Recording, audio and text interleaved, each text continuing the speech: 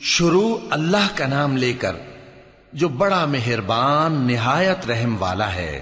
ناپ اور تول میں کمی کرنے والوں کے لیے خرابی ہے۔ جو لوگوں سے ناپ کر لیں تو پورا لیں، اور جب ان کو ناپ کر یا تول کر دیں تو کم دیں۔ کیا یہ لوگ یہ نہیں خیال کرتے کہ اٹھائے بھی جائیں گے؟ یعنی ایک بڑے سخت دن میں، جس دن تمام لوگ رب العالمین کے سامنے کھڑے ہوں گے۔ سن رکھو کہ بدکاروں کے اعمال نامے سجین میں ہوں گے، اور تم کیا جانتے ہو کہ سجین کیا چیز ہے؟ ایک دفتر ہے لکھا ہوا، اس دن جھٹلانے والوں کے لیے خرابی ہے، یعنی جو انصاف کے دن کو جھٹلاتی ہیں، اور اس کو جھٹلاتا وہی ہے جو حد سے نکل جانے والا گناہگار ہے۔ جب اس کو ہماری آیتیں سنائی جاتی ہیں تو کہتا ہے یہ تو پہلے لوگوں کے افسانے ہیں۔ ہرگز نہیں، بات یہ ہے کہ یہ جو اعمال بد کرتے ہیں ان کا ان کے دلوں پر زنگ بیٹھ گیا ہے۔ بے شک یہ لوگ اس روز اپنے پروردگار کے دیدار سے اوٹ میں ہوں گے، پھر یہ لوگ یقیناً دوزخ میں جا داخل ہوں گے۔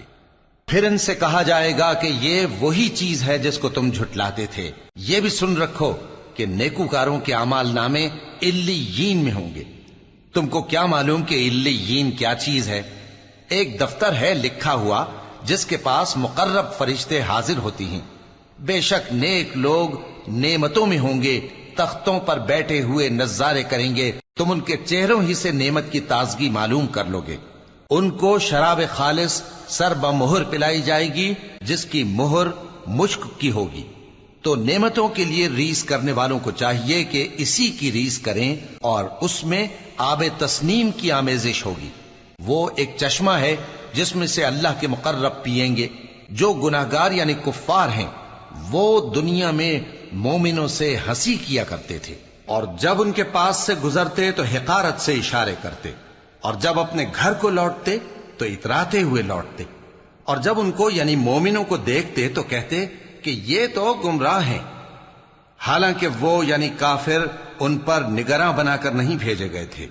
تو آج مومن کافروں سے ہنسی کریں گے کہ مسندوں پر بیٹھے ہوئے ان کا حال دیکھ رہے ہوں گے۔